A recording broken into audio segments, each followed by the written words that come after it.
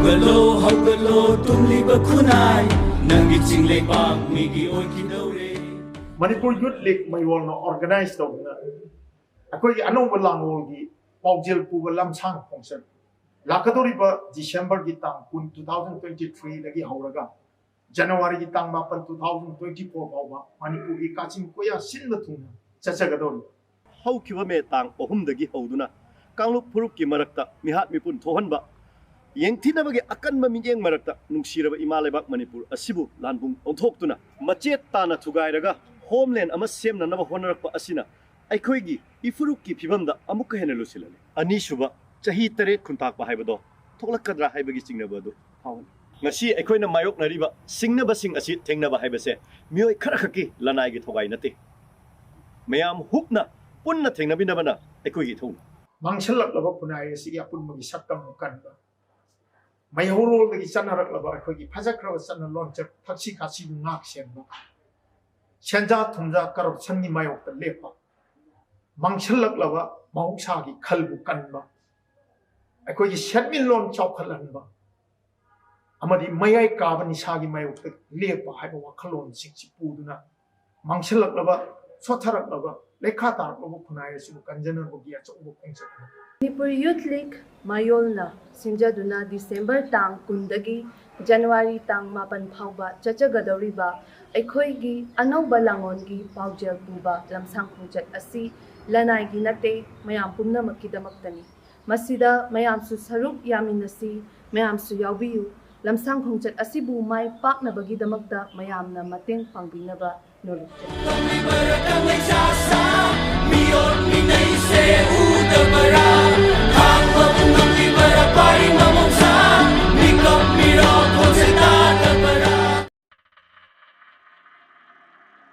mayam gi nuai na bagi damak leijariba makhal mathel manipur full story collection na mayam bu ikok nona khurumjari ngasi amuk mayam gi ngahak pathana bagi damak manipuri horror story ama muk puduna lakchari horror story asigi maming hanubadu gi thawai wari asina hingliba amati laikhidraba kanagumbi amataga marilena jati ai bana wakhana sagat charga tabiriba singi ngahaktang warabasu pathana pa haiduna semjaba warini Haujik mayamda khudol tamjari Manipuri horror story Hanubadugi Thawai Thenglaba ahingi matamni matamdu pungama tasilaklabani Nintham thagi ingbana kham thenglaba matamni lechin thaman khibana lambi adusu gari yangna thauba yadri gari ge lak aduna kapada yamna sana chatpa haibado oidri asukta gari ado sakchat amada asum thauduna lai Ramesh Chandra amadi Rebikado Makoi anisi mamanaba amagi birthday celebration pangthok luraga makoi yumda halaklibani makoina mayum yogudati pung amma makhai mukti adumlak changlaragani makoida lakliba lambi adisu umang wamang wena tawi lambi aduda kanasu gari chathok chachin tawpa mi kanasu chatpa thengladri makoina sum lakpana haujikti lambi adugi mayai wai yokshallakli hariba lambi asidi Nakan jet oida uwa marang kaina hawi mafam aduda karigumba khudong thiba tarabadi kanasu karisu ugadaba khanggadaba nate hairiba lambi aduda Ramesh Chandra amadi Rebika makhoi ani ngasigi birthday celebration adu nungaitra haidana wari sanaduna lakli makhoina sungari ado thauduna sum lakpada lambi gi matai aduta ahal oiraba hanuba ama phijawama induna moli chatibado Ramesh Chandra amati Rebika na uri adumna urakba aduda Ramesh Chandra karino ne thienglaba hingnungjai asidapu lambi asida chatliba halasina kana warajano ingbana kham thienglaba lesinda lambi masak udraba matam masida ahalasina chatliba sibu kadaida waraba jano ne makhoi tamo kumtharaga haipeta hangsira ai ngaiko lambi sinaga marol lamana ti sadabane ayangge asum na hairaga Ramesh Chandra na ahaladugi manakta gari ado khara nakna thaujalli aduga ahaladutegi khitang hengatna gari ado thawalaga khami madugi matung gari dagi kumtharaklaga ahaladuda yengi matam aduda ahaladudi makhoida karisu yengti magi chatpham thokpa aduda adumak chatli masa adu yengbada yamna ingba sumali ꯃꯁꯥꯗꯣ ꯁꯨꯞꯆꯤꯜꯂꯒ ꯌꯥꯝꯅ ꯏꯪꯅ ꯇꯞꯅ ꯆꯠꯂꯤ ꯃꯗꯨꯗ ꯔꯥꯃꯦꯁꯆꯟꯗ꯭ꯔ ꯅꯨꯡꯉꯥꯏꯇ꯭ꯔꯗꯨꯅ ꯄꯥꯕꯨꯡꯕꯨ ꯀꯗꯥꯏ ꯌꯧꯒꯗꯕꯅꯣ ꯅꯆꯥ ꯑꯩꯈꯣꯏ ꯒꯥꯔꯤ ꯌꯥꯎꯔꯤ ꯊꯤꯟꯖꯔꯝꯃꯒꯦ ꯑꯗꯨꯝꯅ ꯍꯥꯏꯔꯛꯄ ꯑꯗꯨꯗ ꯑꯍꯜ ꯑꯗꯨꯅ ꯔꯥꯃꯦꯁꯆꯟꯗ꯭ꯔꯗ ꯌꯦꯡꯂꯛꯏ ꯑꯗꯨꯒ ꯌꯥꯔꯅꯤꯗ ꯏꯕꯨꯡꯉꯣ ꯁꯨꯝ ꯈꯣꯡꯅ ꯆꯠꯈ꯭ꯔꯒꯦ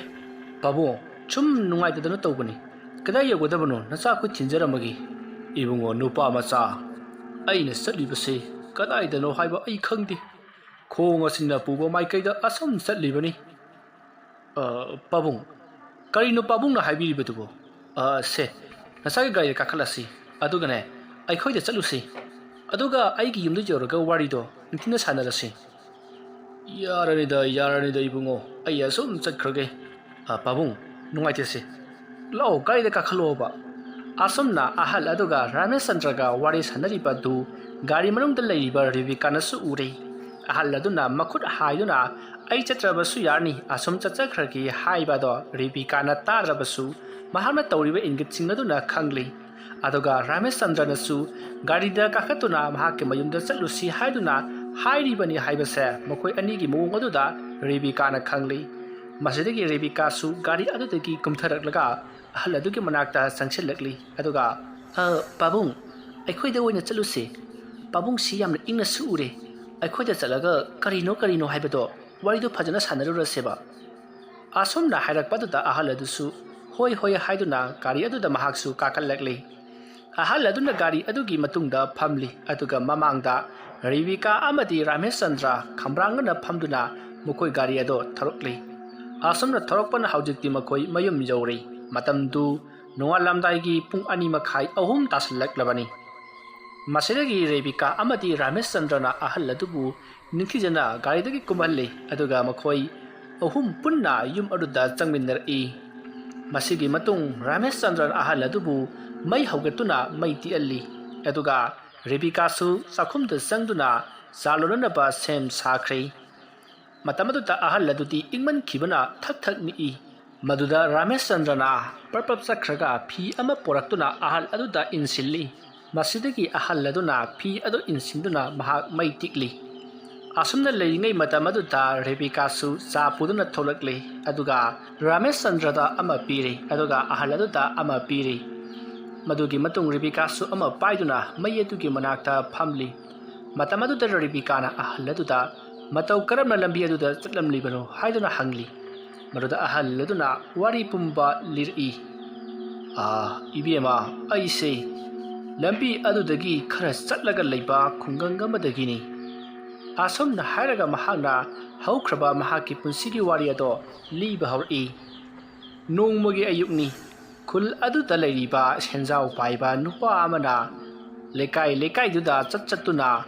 ꯆꯍꯤꯒꯤ ꯑꯣꯏꯕ ꯂꯣꯏꯄꯣꯠ ꯈꯣꯝꯒꯠꯂꯤ ꯃꯍꯥꯛꯀꯤ ꯂꯧ ꯎꯔꯤꯕꯁꯤꯡ ꯑꯗꯨꯅ ꯂꯧ ꯁꯪꯒꯝ ꯑꯃꯗ ꯐꯧ ꯕꯣꯔꯥ 5 ꯄꯤꯒꯗꯕꯅꯤ ꯑꯗꯨꯝꯅ ꯇꯧꯗꯨꯅ ꯍꯧꯖꯤꯛꯇꯤ ꯑꯍꯜ ꯑꯗꯨꯒꯤ ꯂꯩꯀꯥꯏ ꯑꯗꯨ ꯌꯧꯁꯤꯜꯂꯛꯂꯤ ꯍꯟꯗꯛꯀꯤ ꯆꯍꯤ ꯑꯁꯤꯗꯗꯤ ꯂꯧ ꯃꯔꯥꯡ ꯀꯥꯏꯅ ꯂꯣꯛꯇꯕ ꯇꯤꯟ ꯇꯥꯕ ꯀꯨꯝ ꯐꯠꯇꯕꯅ ꯃꯔꯝ ꯑꯣꯏꯔꯒ ꯂꯧ ꯑꯗꯣ ꯌꯥꯝꯅ ꯂꯣꯛꯇ꯭ꯔꯤ ꯃꯔꯝ ꯑꯗꯨꯅ ꯃꯈꯣꯏꯒꯤ ꯆꯥꯅꯤꯡꯉꯥꯏ ꯐꯥꯎꯕ ꯂꯩꯇꯕꯗꯒꯤ ꯃꯈꯣꯏ ꯆꯦꯡ ꯐꯧ ꯑꯃꯠꯇ ꯊꯝꯍꯧꯈꯤꯗꯦ ꯃꯈꯣꯏꯅ ꯈꯨꯂꯪ ꯅꯦꯛꯂꯨꯕ ꯑꯃꯗꯤ ꯑꯇꯩꯁꯤꯡꯒꯤ ꯄꯩꯁꯥ ꯄꯤꯅꯅꯕꯒꯤꯗꯃꯛ ꯃꯈꯣꯏꯅ ꯈꯔ ꯂꯣꯛꯆꯕ ꯐꯧ ꯑꯗꯨꯁꯨ ꯇꯥꯏꯊꯣꯛꯈ꯭ꯔꯦ ꯃꯔꯝ ꯑꯗꯨꯅ ꯃꯈꯣꯏ ꯀꯔꯤꯃꯠꯇ ꯂꯩꯇꯕꯗꯒꯤ ꯂꯣꯏꯄꯣꯠ ꯄꯤꯔꯛꯈꯤꯗꯕꯅꯤ ꯃꯗꯨꯒꯤ ꯁꯥꯎꯗꯨꯅ ꯏꯅꯥꯛ ꯈꯨꯟꯕ ꯅꯨꯄꯥ ꯑꯗꯨꯅ ꯈꯨꯜ ꯑꯗꯨꯗ ꯂꯥꯛꯇꯨꯅ ꯂꯩꯀꯥꯏ ꯑꯗꯨꯒꯤ ꯂꯣꯏꯄꯣꯠ ꯈꯣꯝꯒꯠꯂꯤꯕꯅꯤ ꯂꯣꯏꯄꯣꯠ ꯄꯤꯕ ꯉꯝꯗꯕ ꯌꯨꯝꯁꯤꯡꯗꯤ ꯌꯨꯝ ꯑꯗꯨꯗ ꯂꯩꯔꯝꯕ ꯃꯇꯤꯛ ꯆꯥꯕ ꯃꯥꯟꯁꯤꯡ ꯈꯣꯝꯒꯠꯇꯨꯅ ꯄꯨꯏ ꯑꯗꯨꯒ ꯄꯤꯕ ꯉꯝꯗ꯭ꯔꯒꯅ ꯌꯥꯝꯅ ꯊꯤꯅ ꯐꯨꯏ ꯃꯗꯨꯒꯤ ꯃꯇꯨꯡꯗ ꯌꯨꯝ ꯑꯗꯨꯕు ꯀꯣꯏꯆꯥꯏ ꯆꯥꯏꯅ ꯊꯨꯒꯥꯏꯔꯝꯒꯗꯧꯔꯤꯕꯅꯤ ꯑꯁꯨꯝꯅ ꯇꯧꯗꯨꯅ ꯃꯊꯪ ꯂꯥꯛꯄꯅ ꯍꯧꯖꯤꯛꯇꯤ ꯂꯝꯕꯤꯒꯤ ꯃꯄꯥꯟꯗ ꯆꯠꯂꯝꯕ ꯑꯍꯜ ꯑꯗꯨꯒꯤ ꯃꯌꯨꯝ ꯌꯧꯁꯤꯜꯂꯛꯂꯤ ꯑꯍꯜ ꯑꯗꯨꯁꯨ ꯂꯣꯏꯄꯣꯠ ꯄꯤꯈꯠꯍꯧꯗ꯭ꯔꯕꯅꯤ ꯃꯔꯝ ꯑꯗꯨꯅ ꯏꯅꯥꯛ ꯈꯨꯟꯕ ꯅꯨꯄꯥ ꯑꯗꯨꯒ ꯂꯣꯏꯅꯔꯛꯄ ꯃꯤꯑꯣꯏ ꯈꯔꯒꯅ ꯑꯍꯜ ꯑꯗꯨꯒꯤ ꯌꯨꯝ ꯑꯗꯨꯗ ꯃꯈꯣꯏꯅ ꯄꯨꯈꯤꯕ ꯌꯥꯕ ꯀꯔꯤ ꯂꯩꯕꯒꯦ ꯍꯥꯏꯗꯨꯅ ꯀꯣꯏꯆꯥꯏ ꯆꯩꯈꯥꯏꯗꯨꯅ ꯊꯤꯔꯛꯏ ꯑꯗꯨꯕꯨ ꯑꯃꯟ ꯑꯇꯤ ꯑꯀꯥꯏ ꯅꯠꯇꯅ ꯀꯔꯤ ꯑꯃꯠꯇ ꯊꯦꯡꯅꯗ꯭ꯔꯤ ꯃꯗꯨꯗ ꯏꯅꯥꯛ ꯈꯨꯟꯕ ꯅꯨꯄꯥ ꯑꯗꯨꯅ ꯑꯍꯜ ꯅꯈꯣꯏ ꯑꯅꯤꯗꯅꯤ ꯆꯥꯔꯤꯕ ꯍꯅꯨꯕꯤ ꯑꯁꯤꯒ ꯑꯗꯨꯒ ꯅꯈꯣꯏꯅ ꯑꯩꯒꯤ ꯂꯣꯏꯄꯣꯠ ꯄꯤꯈꯠꯂꯛꯄ ꯉꯝꯗ꯭ꯔꯤꯕꯁꯤ ꯀꯔꯤꯒꯤꯅꯣ ꯑꯩꯅ ꯂꯧꯗꯨ ꯅꯈꯣꯏꯗ ꯎꯅ ꯍꯥꯏꯔꯨꯕ꯭ꯔꯣ ꯅꯈꯣꯏꯅ ꯎꯖꯒꯦ ꯍꯥꯏꯗꯨꯅ ꯂꯥꯛꯄ ꯅꯠꯇ꯭ꯔꯣ ꯀꯗꯥꯏ ꯑꯩꯒꯤ ꯂꯣꯏꯄꯣꯠ ꯄꯤꯔꯣ ꯅꯠꯇ꯭ꯔꯕꯗꯤ ꯅꯈꯣꯏ ꯑꯐꯕ ꯑꯣꯏꯔꯣꯏ ꯏꯄꯥꯒꯨꯝꯕꯅꯤ ꯈꯨꯠ ꯊꯥꯅꯤꯡꯗꯦ ꯏꯕꯨꯡꯉꯣ ꯑꯩꯈꯣꯏ ꯍꯟꯗꯛ ꯆꯍꯤꯁꯤ ꯇꯤꯟ ꯇꯥꯗꯅ ꯀꯨꯝ ꯀꯥꯡꯕ ꯍꯥꯏꯕꯗꯨ ꯑꯣꯏꯔꯦ ꯑꯗꯨꯅ ꯂꯧꯗꯣ ꯂꯣꯛꯆꯗꯕꯅꯤ ꯌꯥꯔꯒꯗꯤ ꯃꯊꯪ ꯆꯍꯤꯗ ꯑꯣꯏꯅ ꯍꯦ ꯑꯍꯜ ꯑꯩ ꯈꯪꯂꯕꯅꯤ ꯅꯪꯅ ꯑꯗꯨꯝꯅ ꯍꯥꯏꯔꯛꯀꯅꯤ ꯍꯥꯏꯕꯁꯤ ꯃꯃꯥꯡ ꯆꯍꯤꯗꯒꯤ ꯅꯠꯇ꯭ꯔꯣ ꯅꯈꯣꯏꯅ ꯑꯩꯉꯣꯟꯗ ꯂꯣꯏꯄꯣꯠ ꯄꯤꯈꯠꯂꯛꯇ꯭ꯔꯤꯕꯁꯦ ꯌꯦꯡꯉꯨ ꯑꯇꯩ ꯂꯩꯔꯤꯕ ꯈꯨꯟꯖꯥꯁꯤꯡꯗꯤ ꯂꯣꯏꯅ ꯄꯤꯈꯠꯂꯛꯏ ꯅꯈꯣꯏꯒꯤ ꯈꯨꯜ ꯑꯁꯤꯗꯅꯤꯅꯦ ꯑꯩꯉꯣꯟꯗ ꯄꯤꯔꯛꯇꯕ ꯅꯈꯣꯏꯅ ꯈꯜꯂꯤꯕꯕꯨ ꯑꯩꯅ ꯄꯤꯔꯤꯕ ꯂꯧ ꯑꯗꯨ ꯅꯈꯣꯏꯗ ꯂꯦꯝꯄꯤ ꯄꯤꯕ ꯃꯥꯟꯕ꯭ꯔꯣ ꯀꯅꯥꯒꯨꯝꯕꯗ ꯊꯥꯗꯣꯛꯂꯕꯗꯤ ꯅꯈꯣꯏꯗ ꯄꯤꯔꯤꯕ ꯑꯗꯨꯗꯒꯤ ꯁꯔꯨꯛ ꯇꯪꯈꯥꯏ ꯑꯃ ꯍꯦꯟꯒꯠꯇꯨꯅ ꯑꯩꯅ ꯐꯪꯒꯗꯧꯔꯤꯕꯅꯤ ꯅꯈꯣꯏꯗꯤ ꯑꯩꯒꯤ ꯏꯈꯨꯡꯒꯪꯅꯤ ꯏꯔꯩ ꯆꯥꯔꯤ ꯍꯥꯏꯗꯨꯅ ꯁꯨꯞꯅꯒꯤ ꯂꯧ ꯁꯪꯒꯝ ꯑꯃꯗ ꯐꯧꯕꯣꯠ ꯈꯔ ꯈꯛꯇꯃꯛꯅꯤ ꯑꯩꯅ ꯈꯣꯝꯒꯠꯂꯤꯕ ꯑꯍꯜ ꯃꯁꯤꯗ ꯋꯥ ꯌꯥꯝꯃꯗꯅ ꯀꯥꯟꯅꯗꯦ ꯀꯔꯥꯏ ꯄꯨꯊꯣꯔꯛꯑꯣ ꯑꯩꯒꯤ ꯂꯣꯏꯄꯣꯠꯇꯨ ꯄꯨꯊꯣꯔꯛꯑꯣ ꯅꯠꯇ꯭ꯔꯕꯗꯤꯅꯦ ꯑꯍꯜ ꯅꯪ ꯑꯐꯕ ꯑꯣꯏꯔꯣꯏ ꯏꯕꯨꯡꯉꯣ ꯑꯩꯅ ꯍꯥꯏꯖꯔꯤꯕꯁꯤ ꯑꯁꯦꯡꯕꯅꯤ ꯅꯍꯥ ꯊꯥꯖꯗ꯭ꯔꯒ ꯏꯃꯨꯡꯗ ꯆꯪꯂꯒ ꯌꯦꯡꯕꯤꯌꯨ ꯑꯩꯈꯣꯏꯅ ꯆꯥꯅꯤꯡꯉꯥꯏ ꯐꯥꯎꯕ ꯀꯔꯤꯃꯠꯇ ꯂꯩꯍꯧꯗ꯭ꯔꯕꯅꯤꯅꯦ ꯏꯕꯨꯡꯉꯣ ꯍꯥꯏ ꯆꯤꯟꯊꯤꯕ ꯑꯍꯟ ꯁꯤꯌꯥ ꯅꯈꯣꯏꯒꯤ ꯆꯥꯅꯤꯡꯉꯥꯏ ꯐꯥꯎꯕ ꯊꯝꯍꯧꯗꯦ ꯀꯥꯏꯗꯅ ꯇꯁꯦꯡꯅ ꯅꯈꯣꯏꯕꯨ ꯂꯧ ꯑꯃꯇ ꯂꯣꯛꯇꯕ꯭ꯔꯅꯦ ꯏꯕꯨꯡꯉꯣ ꯂꯧꯕꯨꯗꯤ ꯂꯣꯛꯆꯩ ꯑꯗꯨꯗ ꯈꯨꯂꯪꯁꯦꯟꯒꯤ ꯀꯔꯤꯒꯤ ꯄꯤꯊꯣꯛꯈꯤꯕꯗ ꯐꯧ ꯑꯗꯣ ꯇꯥꯏꯊꯣꯛꯈꯤꯕꯅꯤ ꯏꯕꯨꯡꯉꯣ ꯑꯗꯨꯅ ꯑꯩꯈꯣꯏ ꯀꯔꯤꯃꯠꯇ ꯂꯦꯝꯍꯧꯗ꯭ꯔꯦ ꯑꯩꯉꯣꯟꯗꯅ ꯐꯧ ꯂꯣꯛꯇꯦ ꯍꯥꯏꯔꯒ ꯅꯈꯣꯏꯅ ꯂꯣꯟꯅ ꯇꯥꯏꯊꯣꯛꯄ ꯑꯗꯨꯒ ꯁꯦꯟꯐꯝ ꯑꯗꯨꯅ ꯅꯈꯣꯏꯅ ꯐꯧ ꯋꯥꯟꯗꯨꯅ ꯆꯥꯕ ꯑꯩꯉꯣꯟꯗꯅ ꯐꯧ ꯂꯩꯇꯦ ꯐꯧ ꯂꯣꯛꯇꯦ ꯍꯥꯏꯗꯨꯅ ꯑꯩꯉꯣꯟꯗ ꯅꯝꯊꯥꯛ ꯇꯧꯕ ꯅꯈꯣꯏ ꯀꯅꯥꯅꯣꯃ ꯆꯩ ꯂꯧꯒ ꯆꯠꯂꯨ ꯑꯍꯜ ꯑꯅꯤꯁꯩ ꯃꯔꯨ ꯃꯌꯥꯡ ꯇꯦꯛꯄ ꯃꯈꯩ ꯀꯟꯊꯧ ꯃꯇꯝ ꯑꯗꯨꯗ ꯃꯈꯣꯏ ꯑꯁꯦꯡꯕ ꯍꯥꯏꯗꯣꯔꯛꯀꯅꯤ ꯑꯁꯨꯝꯅ ꯍꯥꯏꯔꯛꯄꯗꯒꯤ ꯃꯈꯣꯏ ꯃꯤꯑꯣꯏ ꯑꯃꯅ ꯐꯖꯔꯕ ꯅꯥꯞ ꯂꯥꯎꯔꯕ ꯈꯨꯕꯤꯃꯨꯛ ꯆꯥꯎꯔꯕ ꯆꯩ ꯑꯃ ꯂꯧꯔꯨꯔꯦ ꯑꯗꯨꯒ ꯏꯅꯥ ꯈꯨꯟꯕꯗꯨꯒꯤ ꯌꯥꯊꯪꯅ ꯑꯍꯜ ꯑꯅꯤꯗꯨꯗ ꯐꯨꯕ ꯍꯧꯔꯛꯏ ꯃꯇꯝ ꯑꯗꯨꯗ ꯑꯍꯜ ꯑꯅꯤꯗꯣ ꯊꯔꯣ ꯑꯣꯟꯗꯨꯅ ꯈꯥꯡꯂꯤ ꯍꯅꯨꯕꯤ ꯑꯗꯨꯗꯤ ꯆꯩꯅ ꯑꯃꯨꯔꯛ ꯑꯅꯤꯔꯛ ꯀꯜꯂꯨꯕ ꯑꯗꯨꯗ ꯆꯩꯅꯥꯈꯨꯜ ꯑꯗꯨꯅ ꯅꯥꯃꯟꯈꯤꯕꯅ ꯃꯍꯥꯛꯇꯤ ꯑꯗꯨꯃꯛ ꯒ꯭ꯌꯥꯟ ꯃꯥꯡꯈ꯭ꯔꯦ ꯑꯍꯜ ꯑꯣꯏꯔꯕ ꯍꯅꯨꯕ ꯑꯗꯨꯗꯤ ꯍꯧꯖꯤꯛꯁꯨ ꯆꯩꯅꯥ ꯈꯥꯡꯗꯨꯅ ꯂꯩꯔꯤ ꯃꯇꯝ ꯑꯗꯨꯗ ꯐꯨꯔꯤꯕ ꯅꯨꯄꯥ ꯑꯗꯨꯅ ꯍꯦ ꯑꯍꯜ ꯑꯁꯦꯡꯕꯗꯣ ꯍꯥꯏꯗꯣꯛꯍꯧꯔꯣꯅꯦ ꯑꯗꯨꯒ ꯂꯣꯏꯄꯣꯠꯇꯨ ꯄꯤꯊꯣꯛꯈ꯭ꯔꯣ ꯅꯠꯇ꯭ꯔꯕꯗꯤ ꯅꯪ ꯁꯣꯏꯗ ꯁꯤꯔꯅꯤꯅꯦ ꯑꯁꯨꯝꯅ ꯍꯥꯏꯔꯛꯄꯗꯨꯗ ꯑꯍꯜ ꯑꯗꯨꯅ ꯀꯔꯤꯅꯣꯅꯦ ꯏꯕꯨꯡꯉꯣ ꯑꯩꯅ ꯍꯥꯏꯖꯔꯤꯕꯁꯦ ꯑꯁꯦꯡꯕꯅꯤꯅꯦ ꯑꯩꯈꯣꯏꯅ ꯐꯧ ꯑꯗꯣ ꯇꯥꯏꯊꯣꯛꯈꯤꯕ ꯑꯗꯨꯗꯤ ꯂꯧꯔꯤꯡ ꯁꯦꯟ ꯄꯤꯅꯅꯕ ꯇꯥꯏꯊꯣꯛꯈꯤꯕꯅꯤ ꯂꯧ ꯄꯦꯡꯕ ꯂꯧ ꯂꯤꯡꯕ ꯍꯥꯏꯕꯁꯦ ꯁꯦꯜ ꯑꯟꯊꯣꯛꯅ ꯆꯪꯈ꯭ꯔꯕ ꯄꯣꯠꯅꯤ ꯂꯧ ꯎꯕꯗ ꯁꯦꯟ ꯆꯪꯉꯤꯕ ꯑꯗꯨꯒꯨꯝꯅ ꯑꯩꯁꯨ ꯁꯦꯟꯒꯤ ꯃꯊꯧ ꯇꯥꯏꯅꯦ ꯅꯈꯣꯏꯅ ꯑꯩ ꯇꯥꯛꯂꯝꯗꯅ ꯂꯧ ꯌꯣꯟꯊꯣꯛꯄ ꯐꯧ ꯌꯣꯟꯊꯣꯛꯄ ꯅꯠꯇ꯭ꯔꯣ ꯑꯗꯨꯝꯅ ꯍꯥꯏꯔꯛꯄꯗꯨꯗ ꯑꯍꯜ ꯑꯗꯨꯅ ꯐꯔꯦ ꯏꯕꯨꯡꯉꯣ ꯑꯩ ꯉꯁꯤ ꯅꯣꯡꯃ ꯅꯤനി ꯑꯁꯤꯗ ꯏꯕꯨꯡꯉꯣꯒꯤ ꯁꯦꯟꯐꯝꯗꯣ ꯑꯩ ꯄꯤꯖꯔꯒꯦ ꯑꯗꯨꯒ ꯑꯩ ꯃꯊꯪ ꯆꯍꯤꯗꯗꯤ ꯂꯧ ꯑꯁꯦ ꯎꯖꯔꯔꯣꯏ ꯏꯕꯨꯡꯉꯣ ꯑꯗꯨꯃꯥꯏꯅ ꯊꯃꯣꯏ ꯁꯦꯡꯉꯨꯗꯅ ꯐꯩ ꯑꯩ ꯅꯨꯃꯤꯠ 6 ꯁꯨꯕ ꯃꯐꯝ ꯑꯁꯤꯗ ꯂꯥꯛꯀꯅꯤ ꯀꯔꯤꯒꯨꯝꯕ ꯑꯩꯅ ꯂꯥꯛꯄꯗ ꯅꯍꯥꯛꯅ ꯁꯦꯟꯐꯝ ꯑꯗꯨ ꯄꯤꯌꯨ ꯌꯥꯗ꯭ꯔꯕꯗꯤ ꯅꯪ ꯑꯐꯕ ꯑꯣꯏꯔꯣꯏ ꯑꯩꯅ ꯅꯪꯕු ꯃꯤꯍꯥꯠ ꯊꯤꯅ ꯍꯥꯠꯀꯗꯧꯔꯤꯕꯅꯤ ꯎꯔꯕ꯭ꯔꯥ ꯑꯩꯈꯣꯏꯒꯤ ꯂꯥꯟꯃꯤꯁꯤꯡꯗ ꯈꯨꯠ ꯊꯥꯔꯛꯄꯁꯤꯡ ꯃꯈꯧꯔꯤꯗ ꯊꯧꯔꯤ ꯀꯤꯁꯟꯗꯨꯅ ꯁꯤꯗ꯭ꯔꯤꯕ ꯐꯥꯎꯕ ꯌꯥꯜꯂꯤꯕꯁꯤꯡꯁꯦ ꯅꯪ ꯎꯔꯦꯗꯅ ꯑꯩ ꯎꯖꯔꯤ ꯏꯕꯨꯡꯉꯣ ꯑꯁꯤ ꯈꯪꯉꯨ ꯆꯠꯂꯁꯤ ꯑꯁꯨꯝꯅ ꯍꯥꯏꯔꯝꯂꯒ ꯏꯅꯥꯈꯨꯟꯕ ꯅꯨꯄꯥ ꯑꯗꯣ ꯆꯠꯈ꯭ꯔꯦ ꯈꯨꯜ ꯑꯗꯨꯗ ꯂꯩꯔꯤꯕ ꯃꯤꯁꯤꯡ ꯑꯗꯣ ꯄꯥꯞꯀꯤ ꯃꯁꯛꯅꯤ ꯏꯅꯥꯈꯨꯟꯕ ꯑꯗꯨꯅ ꯇꯧꯅꯤꯡꯕ ꯇꯧꯗꯨꯅꯇ ꯂꯩꯔꯤ ꯏꯅꯥꯈꯨꯟꯕ ꯑꯗꯨꯒꯤꯗꯤ ꯁꯥꯒꯩ ꯆꯥꯎꯏ ꯑꯃꯗꯤ ꯃꯍꯥꯛꯀꯤ ꯃꯅꯥꯏ ꯃꯁꯟ ꯃꯔꯥꯡ ꯀꯥꯏꯅ ꯂꯩ ꯃꯔꯝ ꯑꯗꯨꯅ ꯃꯍꯥꯛꯀ ꯃꯥꯟꯅꯕ ꯉꯝꯕ ꯀꯅꯥꯁꯨ ꯂꯩꯇꯦ ꯃꯇꯝ ꯑꯗꯨꯗ ꯏꯅꯥꯈꯨꯟꯕ ꯅꯨꯄꯥ ꯑꯗꯨꯅ ꯃꯉꯛꯇ ꯊꯧꯔꯤ ꯌꯥꯟꯁꯤꯟꯗꯨꯅ ꯊꯅꯝꯂꯕ ꯑꯁꯤꯕꯁꯤꯒꯗꯣ ꯃꯥꯒꯤ ꯏꯃꯨꯡ ꯃꯅꯨꯡꯅ ꯂꯧꯊꯗꯨꯅ ꯃꯊꯣꯡ ꯃꯉꯝ ꯄꯥꯡꯊꯣꯛꯈꯤ ꯍꯥꯏꯔꯤꯕ ꯊꯕꯛ ꯑꯁꯤꯗꯤ ꯆꯍꯤ ꯀꯥꯡꯗꯅ ꯑꯗꯨꯃꯛ ꯆꯠꯊꯗꯨꯅ ꯂꯥꯛꯂꯤꯕꯅꯤ ꯏꯅꯥꯈꯨꯟꯕ ꯅꯨꯄꯥ ꯑꯗꯨꯒꯤ ꯃꯥꯌꯣꯛꯇ ꯀꯅꯥꯃꯠꯇꯅ ꯋꯥ ꯉꯥꯡꯕꯁꯨ ꯉꯝꯗꯦ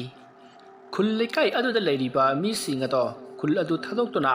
ꯑꯇꯣꯞꯄ ꯈꯨꯜ ꯑꯃꯗ ꯆꯠꯈꯤꯅꯅꯕ ꯀꯌꯥꯔꯛ ꯍꯟꯅ ꯍꯣꯠꯅꯈꯤ ꯑꯗꯨꯕꯨ ꯏꯅꯥꯈꯨꯟꯕ ꯅꯨꯄꯥ ꯑꯗꯨꯒꯤ ꯊꯥꯗꯣꯛꯇꯨꯅ ꯊꯝꯕ ꯃꯍꯥꯛꯀꯤ ꯂꯥꯟꯃꯤꯁꯤꯡ ꯑꯗꯨꯅ ꯐꯥꯗꯨꯅ ꯈꯨꯡꯒꯪ ꯑꯗꯨꯗ ꯑꯗꯨꯃꯛ ꯄꯣꯔꯛꯏ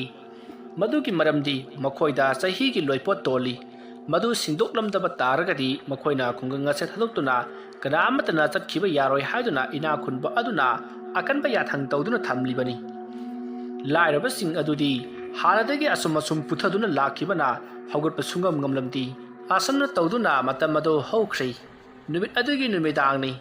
ꯍꯅꯨꯕꯤ ꯑꯗꯣ ꯃꯍꯥꯛ ꯉꯁꯥꯏ Chaina Purambagi Mari Pomlibasing ado ahal aduna higa yaibiduna seba tauri. Matam aduda Hanubi aduna mahaki mapuroiba oiriba ahal aduda hairi khulase lehitaba khulni mafam masita kuina sangthana leklabati aikoi afaba sungwai oiroi aduna aikoi khullasit hadoktuna khrasi haiduna ahal aduda hairi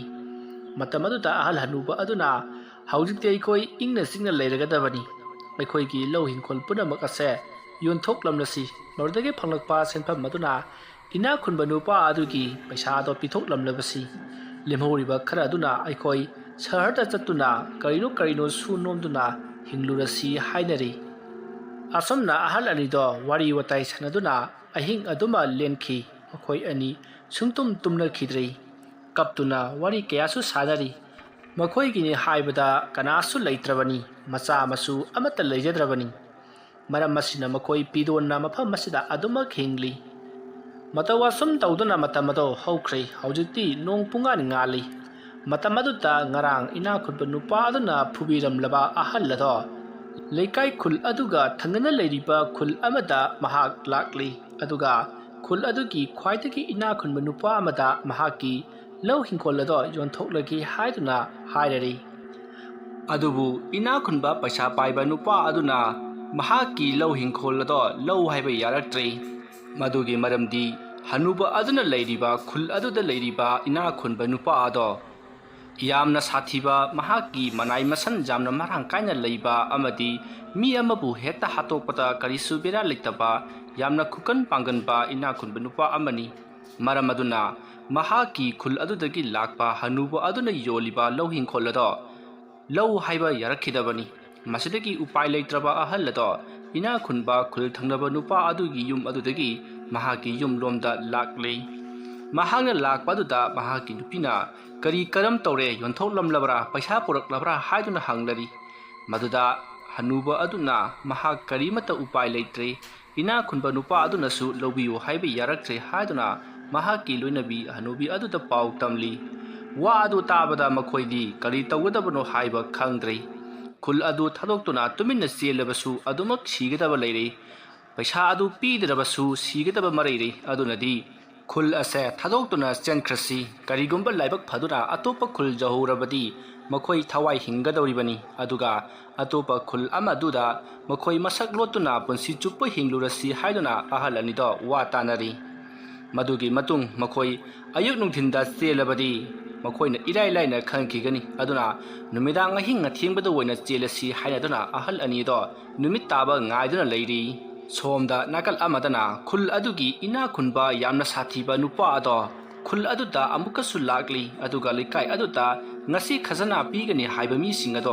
kaukhatuna khazana khomi karigumba khazana pidaba amati watna pirabadi makhong kakthatpa makhut kakthatpa tawduna yamna wana ot nairi adumna tawduna matamado hokri numit tasalakli matamaduda hanuba aduna hanubi aduda hai hanubi nangbu chenba ngamgadori barane ahinga thiengpa asida ingba nasu kham thiengle natte nangbu lambi daga arum hawraktana nangbu wa adu tabada hanubi aduna ai karisu tawroi ngamgani khulasida sum leiraga wana sigidabagi saru ingduna singchendanu sikhibana hena phai haiduna hanuba aduda thauna leina hairakli masidagi makhoi ani do pochai khara yomsilli aduga makhoi mirak narak jingduna numidang aduda thorakli makhoina thorakpa aduda khul adugi ina khunba nupa adugi thadoktuna thamba manai masal mayamado leibu uri madu upata hanuba hanubi anido amuk imung lomda changrakli aduga haujik makhoi handri karam tawsige haiduna makhoi ani wa tanari matamdu numidangi pung 7 henjalaklabani matam adu phawwa ina khunba nupa adugi tharakliba manai sing aduna khul aduda leiriba mi sing aduda ot naiba khazana khomba leptri asumna hingsa panaba amati se sang loisinaba kaya tawbuna haujik phawba manai sing adu handribani makhoi khul aduda leiriba khara amati ina khunba nupa adugi se sang khasna loinamak sengdoklam laba matungda mayum thadoktuna chatna khibasu yaunari adumna tawnari ngai haujikti pung 12 henjalakli ahal ani do ingba sum henjalakli maramaduna makhoi mai hogatuna mai tikli matamaduda hanuba aduda hairi ꯀꯔꯤꯅꯣ ꯇꯧꯔꯤꯕꯁꯤꯕꯣ ꯅꯠꯇꯦ ꯑꯩꯈꯣꯏꯕꯨ ꯆꯥꯛꯁꯨ ꯑꯃꯠꯇ ꯆꯥꯗ꯭ꯔꯦ ꯆꯠꯂꯗꯧꯕꯅꯤ ꯍꯥꯏꯗꯅ ꯆꯥꯛ ꯈꯔ ꯂꯣꯡꯈꯠꯁꯤꯔꯣ ꯍꯩ ꯍꯅꯨꯕꯤ ꯃꯗꯨꯒꯤ ꯃꯇꯝ ꯅꯠꯇ꯭ꯔꯦꯅꯦ ꯍꯧꯖꯤꯛ ꯊꯤꯟꯊꯕ ꯌꯥꯕ ꯅꯠꯇꯦ ꯇꯥꯟꯖꯥ ꯍꯦꯛ ꯐꯪꯕꯒ ꯆꯦꯟꯒꯗꯧꯔꯤꯕꯅꯤ ꯂꯩꯔꯝꯃꯨ ꯑꯩ ꯑꯁ꯭ꯋꯥꯏ ꯐꯥꯎꯕꯗꯪ ꯌꯦꯡꯂꯨꯈꯤꯒꯦ ꯑꯁꯣꯝꯅ ꯍꯥꯏꯔꯝꯂꯒ ꯍꯅꯨꯕ ꯑꯗꯣ ꯃꯄꯥꯟꯗ ꯊꯣꯔꯛꯂꯤ ꯑꯗꯨꯒ ꯑꯀꯣꯏꯕ ꯑꯗꯨꯒꯤ ꯐꯤꯕꯝ ꯌꯦꯡꯂꯤ ꯑꯁꯣꯝꯅ ꯃꯍꯥꯛꯅ ꯏꯀꯣꯏ ꯀꯣꯏꯅ ꯌꯦꯡꯂꯛꯄꯗ ꯍꯧꯖꯤꯛꯇꯤ ꯏꯅꯥꯛ ꯈꯨꯟꯕ ꯅꯨꯄꯥ ꯑꯗꯨꯒꯤ ꯃꯤ ꯑꯃꯠꯇ ꯂꯩꯕ ꯎꯗ꯭ꯔꯤ ꯃꯁꯤꯗꯒꯤ ꯃꯍꯥꯛ ꯏꯃꯨꯡꯗ ꯄꯔꯞ ꯆꯪꯂꯛꯂꯒ ꯍꯅꯨꯕꯤ ꯑꯗꯨꯗ ꯆꯠꯂꯁꯤ ꯍꯥꯏꯗꯨꯅ ꯍꯥꯏꯔꯔꯤ ꯃꯁꯤꯗꯒꯤ ꯍꯅꯨꯕꯤ ꯑꯗꯨꯁꯨ ꯉꯝꯗ ꯍꯧꯒꯠꯂꯛꯂꯤ ꯑꯗꯨꯒ ꯃꯈꯣꯏ ꯇꯨꯃꯤꯟꯅ ꯊꯣꯛꯂꯛꯂꯤ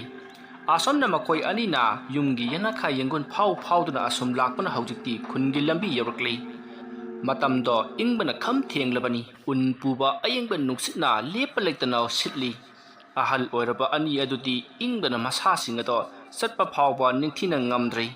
ꯑꯗꯨꯝꯅ ꯋꯥꯅ ꯆꯠꯂꯤꯉꯩ ꯃꯇꯝ ꯑꯗꯨꯗ ꯂꯩꯆꯤꯟꯁꯨ ꯊꯥꯖꯤꯜꯂꯛꯂꯤ ꯂꯩꯆꯤꯟ ꯊꯥꯖꯤꯜꯂꯛꯄꯅ ꯃꯈꯣꯏ ꯂꯝꯕꯤ ꯑꯗꯣ ꯏꯟꯊꯤ ꯅꯨꯡꯉꯥꯏꯅ ꯎꯗ꯭ꯔꯤ ꯑꯁꯣꯝꯅ ꯃꯈꯣꯏ ꯑꯅꯤ ꯑꯁꯨꯝ ꯂꯥꯛꯄꯅ ꯍꯅꯨꯕꯤ ꯑꯗꯣ ꯏꯪꯃꯟꯗꯨꯅ ꯑꯗꯨꯃꯛ ꯋꯥꯟꯊꯈ꯭ꯔꯤ ꯃꯇꯝ ꯑꯗꯨꯗ ꯍꯅꯨꯕ ꯑꯗꯨꯅ ꯍꯅꯨꯕꯤ ꯑꯗꯨꯕꯨ ꯆꯤꯡꯈꯠꯅꯕ ꯀꯣꯟꯈꯠꯇꯨꯅ ꯄꯨꯅꯅꯕ ꯌꯥꯝꯅ ꯀꯟꯅ ꯍꯣꯠꯅꯈꯤ ꯑꯗꯨꯕꯨ ꯎꯄꯥꯏ ꯂꯩꯔꯝꯗꯦ ꯃꯁꯤꯒꯤ ꯃꯇꯨꯡ ꯃꯍꯥꯛ ꯑꯀꯣꯏꯕ ꯑꯗꯨꯗ ꯃꯤꯒ ꯂꯩꯕ꯭ꯔꯥ ꯑꯃꯗꯤ ꯂꯝꯕꯤ ꯑꯗꯨꯗ ꯃꯤ ꯆꯠꯄ꯭ꯔꯥ ꯌꯦꯡꯒꯦ ꯍꯥꯏꯗꯨꯅ ꯍꯅꯨꯕꯤ ꯑꯗꯣ ꯐꯤ ꯑꯃꯅ ꯀꯨꯞꯁꯤꯟꯗꯨꯅ ꯊꯅꯝꯂꯒ ꯃꯍꯥꯛ ꯂꯝꯕꯤ ꯑꯗꯨꯗ ꯑꯁꯨꯝ ꯆꯠꯂꯤꯕꯅꯤ ꯑꯁꯨꯝꯅ ꯆꯠꯂꯤꯉꯩ ꯏꯕꯨꯡꯉꯣꯒ ꯏꯕꯦꯝꯃꯒ ꯅꯈꯣꯏ ꯑꯅꯤ ꯂꯥꯛꯈꯤꯕꯅꯤ ꯑꯁꯨꯝꯅ ꯑꯍꯜ ꯑꯗꯨꯅ ꯂꯤꯔꯛꯂꯤꯕ ꯋꯥꯔꯤ ꯑꯗꯨ ꯇꯥꯕꯗ ꯔꯥꯃꯦꯁꯆꯟꯗ꯭ꯔ ꯑꯃꯗꯤ ꯔꯦꯕꯤꯀꯥꯗꯣ ꯌꯦꯡꯅꯩ ꯃꯇꯝ ꯑꯗꯨꯗ ꯑꯍꯜ ꯑꯗꯨꯅ ꯍꯧꯖꯤꯛ ꯑꯍꯜ ꯑꯣꯏꯔꯕꯤ ꯍꯅꯨꯕꯤꯗꯨꯅ ꯀꯝꯗꯧꯅ ꯂꯩꯔꯝꯒꯗꯕꯅꯣ ꯈꯪꯗ꯭ꯔꯦ ꯁꯤꯔꯝꯒꯗꯧꯔꯤꯕ꯭ꯔꯥ ꯍꯤꯡꯂꯝꯒꯗꯧꯔꯤꯕ꯭ꯔꯥ ꯒ꯭ꯌꯥꯟ ꯇꯥꯗ꯭ꯔꯦ ꯑꯗꯨꯝꯅ ꯑꯍꯜ ꯑꯗꯨꯅ ꯍꯥꯏꯔꯛꯄ ꯑꯗꯨꯗ ꯔꯦꯕꯤꯀꯥ ꯑꯃꯗꯤ ꯔꯥꯃꯦꯁꯆꯟꯗ꯭ꯔ ꯏꯉꯛꯏ ꯑꯗꯨꯒ ꯑꯍꯜ ꯑꯗꯨꯗ ꯀꯔꯤꯅꯣ ꯄꯥꯕꯨꯡ ꯍꯥꯏꯕꯤꯔꯤꯕꯗꯨꯕꯣ ꯉꯁꯥꯏꯅ ꯑꯍꯜ ꯑꯗꯨ ꯂꯩꯍꯧꯋꯦ ꯍꯥꯏꯕꯁꯨ ꯍꯥꯏꯗꯦ ꯂꯝꯕꯤꯗ ꯂꯩꯔꯤꯉꯩꯗꯨꯗ ꯈꯪꯂꯕꯗꯤ ꯑꯩꯈꯣꯏꯅ ꯄꯨꯂꯞ ꯄꯣꯔꯛꯄ ꯌꯥꯕꯗꯨꯕꯨ ꯏꯕꯨꯡꯉꯣ ꯍꯅꯨꯕꯤꯗꯨ ꯁꯤꯔꯝꯂꯒꯅꯤꯗ ꯁꯦ ꯑꯩꯈꯣꯏꯁꯨꯅꯦ ꯇꯨꯝꯅꯅꯕ ꯇꯧꯔꯁꯤ ꯃꯇꯝꯁꯦ ꯊꯦꯡꯖꯜꯂꯛꯂꯦ ꯑꯁꯨꯝꯅ ꯍꯥꯏꯔꯛꯄ ꯑꯗꯨꯗ ꯔꯦꯕꯤꯀꯥ ꯑꯃꯗꯤ ꯔꯥꯃꯦꯁꯆꯟꯗ꯭ꯔ ꯏꯉꯛꯏ ꯑꯍꯜ ꯑꯗꯨꯅ ꯇꯧꯔꯤꯕ ꯃꯑꯣꯡ ꯑꯗꯨꯗ ꯃꯈꯣꯏ ꯑꯅꯤꯗꯤ ꯒ꯭ꯌꯥꯟ ꯃꯦꯟ ꯑꯃꯠꯇ ꯇꯥꯗ꯭ꯔꯤ ꯃꯍꯥꯛꯀꯤ ꯅꯨꯄꯤꯅ ꯎꯟ ꯃꯔꯛ ꯑꯗꯨꯗ ꯋꯥꯟꯊꯗꯨꯅ ꯇꯥꯗꯨꯅ ꯂꯩꯍꯧꯔꯒ ꯃꯍꯥꯛꯅ ꯀꯔꯤꯁꯨ ꯅꯥꯆꯨꯡꯗꯅ ꯂꯩꯊꯣꯛꯄ ꯑꯗꯨꯗ ꯃꯈꯣꯏ ꯑꯅꯤꯗꯤ ꯏꯉꯛꯏ ꯃꯁꯤꯗꯒꯤ ꯃꯈꯣꯏꯁꯨ ꯋꯥ ꯃꯈꯥ ꯇꯥꯗ꯭ꯔꯤ ꯑꯍꯜ ꯑꯗꯨꯅ ꯇꯨꯝꯅꯁꯤ ꯍꯥꯏꯔꯛꯄ ꯑꯗꯨꯗ ꯃꯈꯣꯏꯁꯨ ꯃꯈꯣꯏꯒꯤ ꯀꯥꯗ ꯑꯗꯨꯃꯛ ꯆꯠꯂꯤ ꯑꯗꯨꯒ ꯑꯍꯜ ꯑꯗꯨꯒꯤꯁꯨ ꯇꯨꯝꯐꯝ ꯅꯤꯡꯊꯤꯅ ꯊꯅꯝꯂꯤ ꯑꯁꯨꯝꯅ ꯇꯧꯗꯨꯅ ꯅꯨꯃꯤꯠ ꯑꯗꯨꯃ ꯍꯧꯈ꯭ꯔꯤ ꯃꯊꯪꯒꯤ ꯅꯣꯡ ꯉꯥꯜꯂꯤ ꯃꯇꯝ ꯑꯗꯨꯗ ꯔꯦꯕꯤꯀꯥꯅ ꯏꯃꯨꯡꯒꯤ ꯊꯕꯛ ꯏꯪꯈꯥꯡ ꯂꯣꯏꯁꯤꯟꯕ ꯂꯣꯏꯔꯛꯂꯒ ꯑꯍꯜ ꯑꯗꯨꯕꯨ ꯀꯝꯗꯧꯔꯤꯕ ꯆꯥꯠꯅꯣ ꯍꯥꯏꯗꯨꯅ ꯆꯪꯂꯛꯄꯗꯗꯤ ꯑꯍꯜ ꯑꯗꯣ ꯂꯩꯔꯝꯗ꯭ꯔꯤ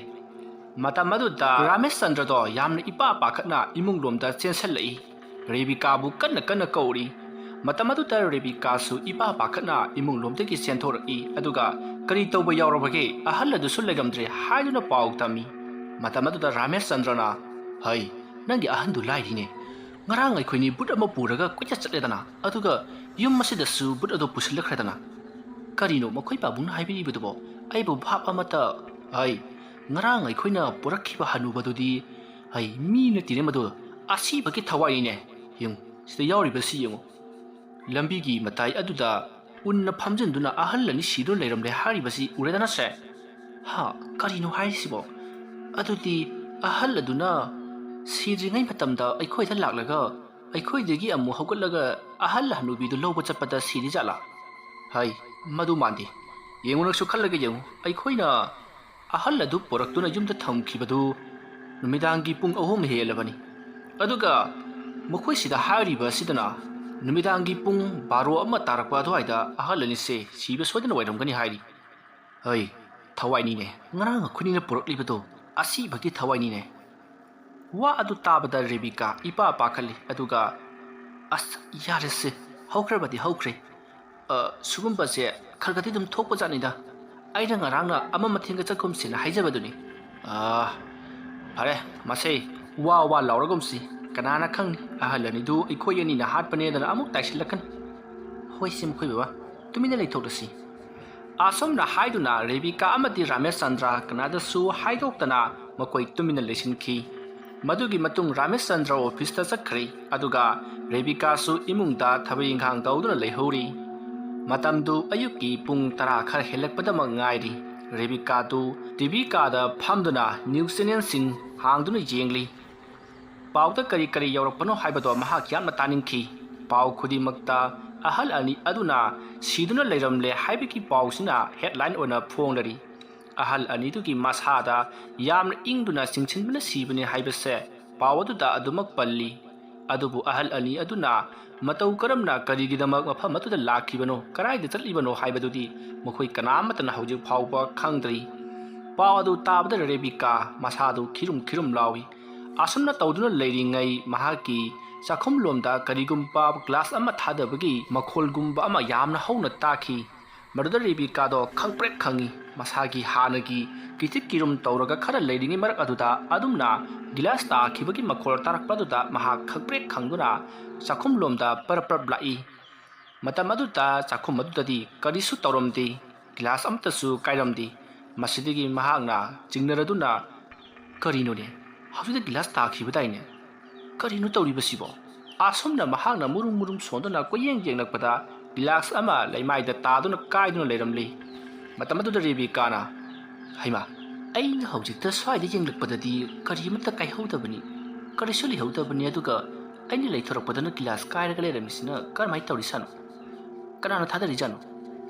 ꯑꯁꯨꯝꯅ ꯃꯍꯥꯛꯅ ꯀꯣꯏꯂꯩ ꯂꯩꯗꯨꯅ ꯌꯦꯡꯂꯛꯄꯗ ꯊꯣꯡꯅꯥꯎꯔꯣꯝꯗ ꯍꯧꯗꯣꯡ ꯑꯃ ꯆꯣꯡꯊꯣꯛꯇꯨꯅ ꯆꯦꯟꯈꯤꯕꯗꯣ ꯃꯍꯥꯛꯅ ꯎꯍꯧꯔꯤ꯫ ꯃꯗꯨꯗ ꯔꯦꯕꯤꯀꯥꯅ, ꯍꯩꯃꯥ, ꯍꯧꯗꯣꯡ ꯑꯣꯏꯔ ꯃꯥꯜꯂꯤꯅꯦ꯫ ꯑꯁꯨꯝꯅ ꯈꯜꯂꯒ ꯃꯍꯥꯛ ꯑꯀꯥꯏꯕ ꯒꯤꯂꯥꯁ ꯑꯗꯣ ꯈꯣꯝꯖꯤꯜꯂꯤ꯫ ꯑꯗꯨꯒ ꯃꯍꯥꯛ ꯆꯦꯅꯥ ꯑꯃꯅ ꯐꯖꯅ ꯌꯣꯝꯁꯤꯜꯂꯒ ꯗꯁꯕꯤꯟꯗ ꯊꯥꯗꯈ꯭ꯔꯤ꯫ ꯃꯗꯨꯒꯤ ꯃꯇꯨꯡ ꯃꯍꯥꯛ ꯇꯤꯚꯤ ꯀꯥꯗ ꯑꯃꯨꯛ ꯂꯥꯛꯇꯨꯅ ꯄꯥꯎ ꯑꯗꯨ ꯌꯦꯡꯂꯤ꯫ ꯃꯍꯥꯛꯅ ꯂꯥꯛꯄꯗꯗꯤ ꯃꯍꯥꯛꯅ ꯊꯥꯔꯝꯕ ꯅ꯭ꯌꯨꯁ ꯆꯦꯅꯦꯜ ꯑꯗꯣ ꯊꯥꯔꯝꯗ꯭ꯔꯤ꯫ ꯈꯨꯡꯒꯪꯒꯤ ꯄꯨꯟꯁꯤ ꯋꯥꯔꯤ ꯑꯣꯏꯅ ꯇꯧꯕ ꯆꯦꯅꯦꯜ ꯑꯃ ꯊꯥꯗꯨꯅ ꯂꯩꯔꯝꯂꯤ꯫ ꯃꯗꯨꯗ ꯔꯦꯕꯤꯀꯥꯅ, ꯑꯩꯕꯨ ꯆꯦꯅꯦꯜ ꯍꯣꯡꯉꯝꯗꯕꯅꯤꯗ, ꯄꯥꯎ ꯊꯥꯔꯝꯃꯒ ꯀꯔꯤꯒꯤꯅꯣ ꯁꯤꯒꯤ ꯈꯨꯡꯒꯪꯒꯤ ꯆꯦꯅꯦꯜ ꯑꯁꯤ ꯂꯥꯛꯂꯤꯕꯁꯤꯕꯣ? ꯑꯁꯨꯝꯅ ꯈꯟꯗꯨꯅ ꯃꯍꯥꯛ ꯁꯣꯐꯥ ꯑꯗꯨꯗ ꯐꯝꯗꯨꯅ ꯑꯃꯨꯛ ꯇꯤꯚꯤ ꯑꯗꯣ ꯌꯦꯡꯂꯤ꯫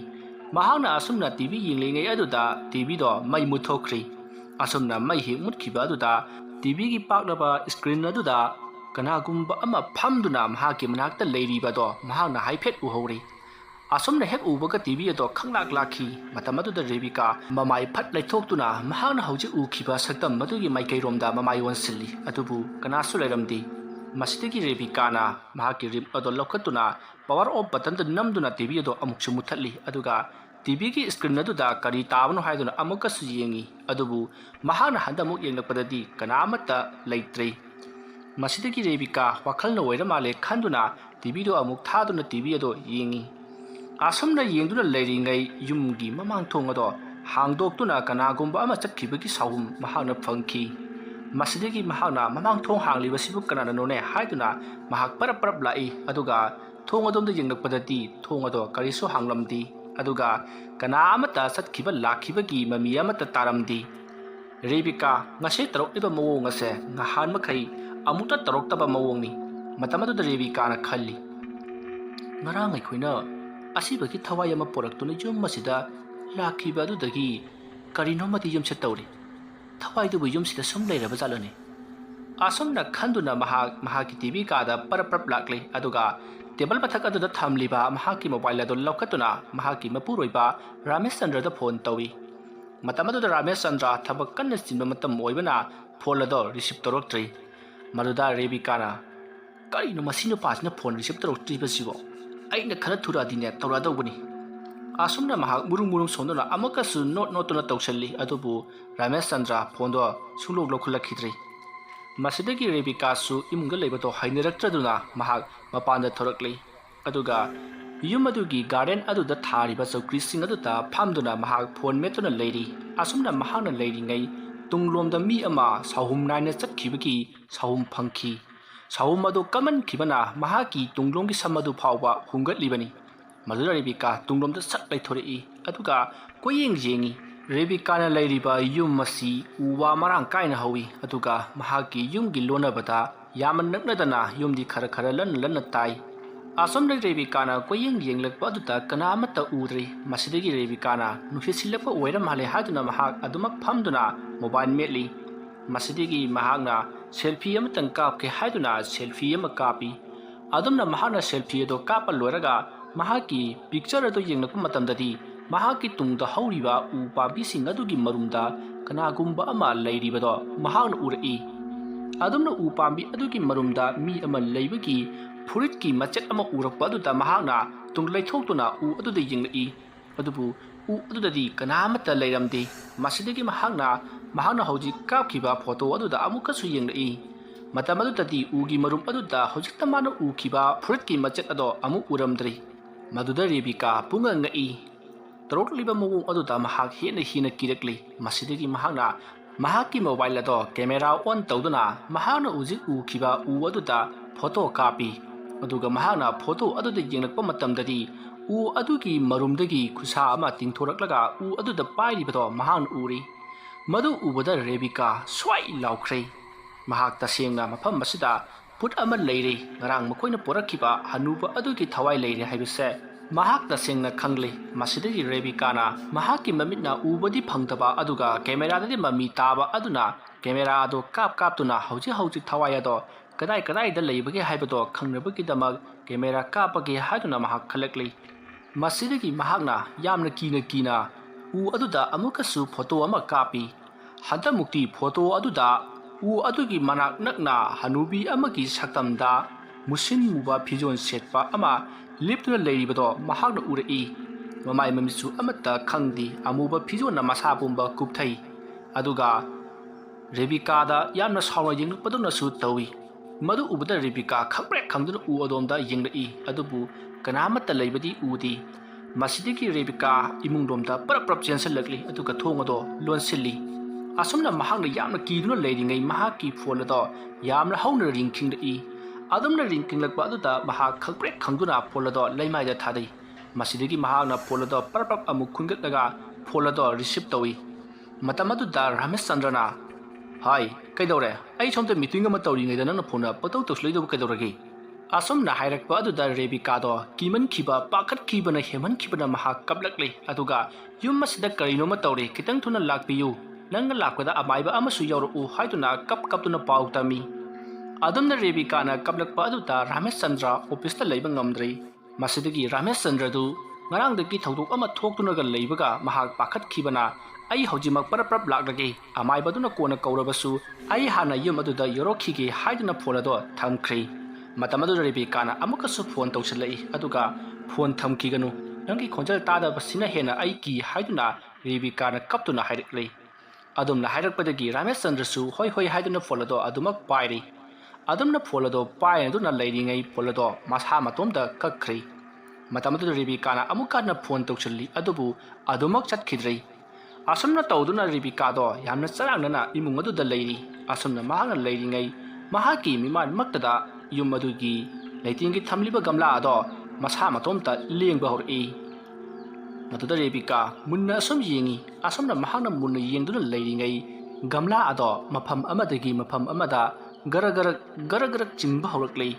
ꯑꯗꯨꯝꯅ ꯒꯝꯂꯥ ꯑꯗꯨꯅ ꯃꯁꯥ ꯃꯇꯣꯝꯇ ꯒꯔ ꯆꯤꯡꯕ ꯑꯗꯨꯗ ꯔꯦꯕꯤꯀꯥ ꯀꯤꯃꯟꯈꯤꯕꯅ ꯊꯣꯡ ꯑꯗꯣ ꯈꯪꯍꯥꯡ ꯍꯥꯡꯗꯣꯛꯂꯒ ꯃꯄꯥꯟꯗ ꯆꯦꯟꯊꯣꯛꯈꯤꯅꯅꯕ ꯇꯧꯔꯛꯏ꯫ ꯑꯗꯨꯕꯨ ꯊꯣꯡ ꯑꯗꯣ ꯍꯥꯡꯉꯨ ꯍꯥꯏꯕ ꯌꯥꯗ꯭ꯔꯦ꯫ ꯃꯁꯤꯗꯒꯤ ꯔꯦꯕꯤꯀꯥ ꯀꯤꯅ ꯃꯣꯕꯥꯏꯜ ꯑꯗꯨ ꯂꯧꯈꯠꯇꯨꯅ ꯐꯣꯇꯣ ꯀꯥꯞꯇꯨꯅ ꯌꯦꯡꯉꯤ꯫ ꯑꯁꯨꯝꯅ ꯃꯍꯥꯛꯅ ꯒꯝꯂꯥ ꯑꯗꯨꯗ ꯐꯣꯇꯣ ꯀꯥꯞꯄꯗꯗꯤ ꯍꯅꯨꯕꯤ ꯑꯃꯅ ꯒꯝꯂꯥ ꯑꯗꯨꯗ ꯀꯣꯜꯂꯒ ꯆꯤꯡꯂꯤꯕꯗꯣ ꯃꯍꯥꯛꯅ ꯎꯔꯦ꯫ ꯑꯗꯨꯝꯅ ꯍꯦꯛ ꯎꯕꯒ ꯔꯦꯕꯤꯀꯥ ꯀꯟꯅ ꯂꯥꯎꯈꯠꯂꯤ꯫ ꯃꯁꯤꯗꯒꯤ ꯃꯍꯥꯛ ꯀꯤꯃꯟꯈꯤꯕꯅ ꯒ꯭ꯌꯥꯟ ꯑꯗꯨꯃꯛ ꯃꯥꯡꯈ꯭ꯔꯦ꯫ ꯃꯍꯥꯛꯅ ꯒ꯭ꯌꯥꯟ ꯂꯥꯛꯄꯗꯗꯤ ꯔꯥꯃꯦꯁꯆꯟꯗ꯭ꯔꯗꯣ